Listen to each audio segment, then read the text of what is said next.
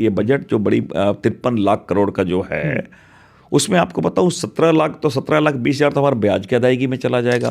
और जो राजस्व हमको मिल रहा है अगर उसको जोड़े तो 40% हमारा बजट का उसमें चला जाता है राजस्व अदायगी में।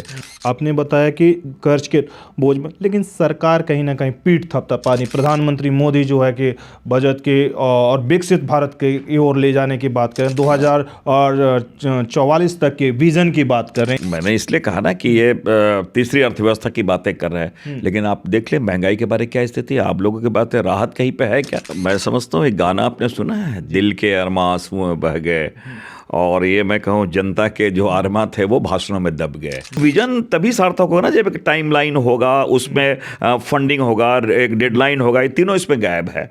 तो आप कहीं ट्रेवल करो और जीपीएससी सिस्टम आपके पास नहीं है। कुछ ऐसा ही इनके साथ। आप सुबह कह रहे थे कि रेल में पर भी बजट का फोकस किया गया। झारखंड ऐसा हमारा प्रदेश है कि वहाँ हमेशा पूरे साल ट्रेनें लेट चलती हैं। मालगाड़ियों को पहले निकाल दिया जाता है, एक्सप्रेस ट्रेनों को साइड में कर दिया जाता है, वो घंटों लाइन में खड़ी रहती हैं। बजट का संबंध मैंने कहा कि आम लोगों से है, लेकिन आम लोगों से संबंध नहीं। ये आज भी ऐसा लगता है कि ये पूरे बजट का जो पीछे इसके तंत्र जो है वो कारपोरेट घराने हैं, आम लोग नहीं है। झारखंड को स्वास्थ्य विभाग और एजुकेशन के लिए इस बजट में क्या कुछ सरकार ने कोई कुछ दिया नहीं है। नमस्कार, सोशल संवाद में आप सभी का स्वागत है। हमारे साथ कांग्रेस सांसद सुखदेव भगत जी हैं। सर, साल 2026 का जो बजट है निर्मला सीतारमण जी ने पेश किया, उसकी सराहना प्रधानमंत्री जी ने की और कहा कि देश का सबसे अच्छा बजट है। आप सदन में थे, कैसे पूरे मामले को? मैं समझता हूँ एक गाना आपने सुना है, दिल के अरमा आंसुओं में बह गए, और ये मैं कहूँ जनता के जो अरमा थे वो भाषणों में दब गए।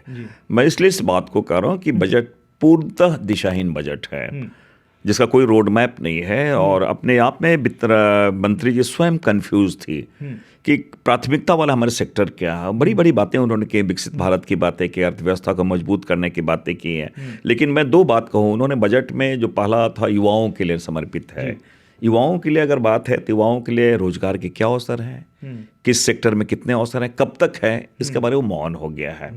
एक बात और मैं कहना चाहूँगा जो बहुत महत्वपूर्ण है, जो हमारे राहत देने की बातें आई हैं, तो महंगाई हमारा 5.6 पे चल रहा है और राहत 1.2 पे चल रहा है। तो इसलिए मैंने कहा कि ये केवल एक शब्दों की बाजीगरी भी नहीं है इसमें है। ये तो अगर मैं पूर्णतः कहूँ तो अपने आप में कोई किसी से संबंध ही नहीं है। एक मैंने त्रुटिहीन पूरी बजट है। और अगर मैं बात करूँ, अगर ये विकसित भारत की बात की है, इन्होंने विकसित भारत की बात की, लेकिन उस विकसित भारत में और का हमारा विजन ऐसा है विकसित भारत, लेकिन कोई एक्शन उस पर नहीं है, कोई टाइमलाइन उन्होंने नहीं दिया है, कोई टारगेट उन्होंने नहीं बताया, और तो कोई अकाउंटेबिलिटी फिक्सअप उन्होंने नहीं किया है। तो विजन तभी सार्थक होगा ना जब एक टाइमलाइन होगा, उसमें फंडिंग होगा, एक डेडलाइन होगा। ये तीनों इसमें गायब है। तो आप कहीं ट्रेवल करो और जीपीएससी सिस्टम आपके पास नहीं है। कुछ ऐसा ही इनके साथ। एक बात और को अगर देखिए, झारखंड के बारे में जरूर कहना चाहूँगा। हमारा राज्य है और इतने हम खनिज देते हैं, वहाँ के लोग खनिज देते हैं और वहाँ के लोगों को पलायन मिलता है, और साथ साथ वहाँ के झारखंड में लोगों को बचाया नहीं जाता, वो हटाया जाता है। तो और कभी ट्रेन की भी जो बातें हैं, इतने हम मिनरल्स देते हैं, ट्रेन के मायने भी हमें किनारे कर दिया।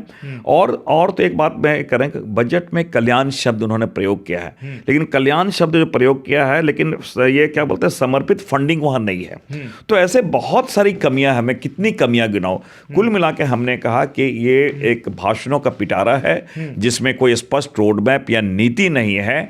और ये हमेशा जैसे कहते हैं वचनम किम दरिद्रम वाली के अच्छी बातें बोले और कार्य कुछ ना करे। इसलिए मैंने कहा कि विजन की बात करें लेकिन एक्शन नदारत है।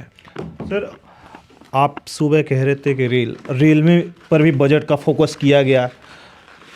झारखंड ऐसा हमारा प्रदेश है कि वहाँ हमेशा पूरे साल ट्रेनें लेट चलती हैं।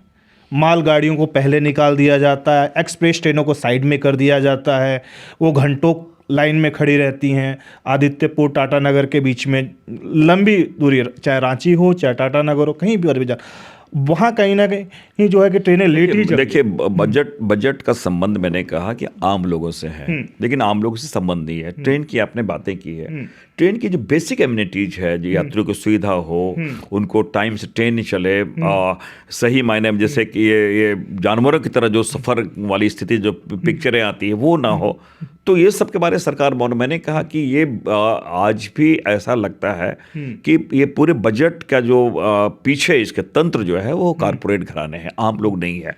और वो नियंत्रित करते, वो निर्देशित करते क्या हमारा हो। और आज जब बजट की हम बातें करें तो लोग हमने अब यूरोपियन यूनियन से हमने ये दस्तखत किया, ट्रेड में हमने ये किया, और उधर से ट्रम्प कुछ आएंगे बोलेंगे तो फिर दब जाएंगे, भीगी बिल्ली बन जाएंगे।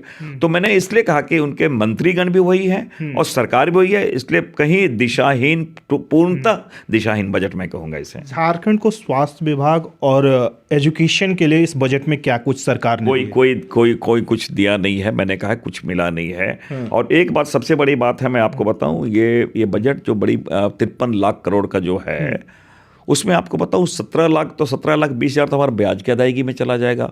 और जो राजस्व हमको मिल रहा है, अगर उसको जोड़े तो 40% हमारा बजट का उसमें चला जाता, राजस्व अदायगी दे। तो क्या देश को कर्ज के बोझ में हम ले जा रहे हैं क्या? ये सब फैक्टर है।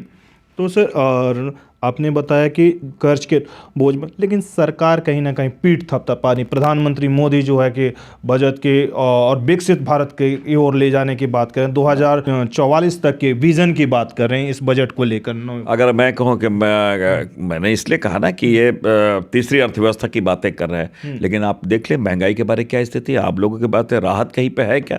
तो देखिए, इसलिए मैंने कहा कि इनके एक शब्द होते हैं ना कि जैसे वचनम किम दरिद्रम, वचन में तो ये तो मतलब इतने धनी हैं कि आप बोल नहीं सकते, लेकिन काम में शून्य हैं। बहुत बहुत शुक्रिया सर। दिल्ली से सोशल संवाद की रिपोर्ट।